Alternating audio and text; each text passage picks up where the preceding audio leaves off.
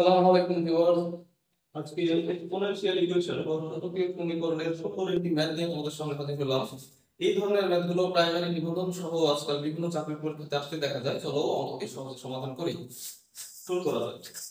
আচ্ছা, প্রথমে ভালো করে খেয়াল করো, এই 5 কিন্তু এটার সঙ্গে গুণ অবস্থায় আছে, সুতরাং এই 5 কে যদি আমরা ডান পাশে স্থানান্তর করি তাহলে এটার সঙ্গে ভাগ হয়ে যাবে। তাহলে এই পাশে থাকে 2 to the power x minus 3 equal to 160/5। আচ্ছা, তাহলে এটা যেভাবে আছে রাখি আমরা। 5 কে যদি 160 দিয়ে আমরা কাটাকাটি করি, আমাদের রেজাল্ট আসে 32। আচ্ছা, এখন দেখো এটাকে এইভাবেই রাখি।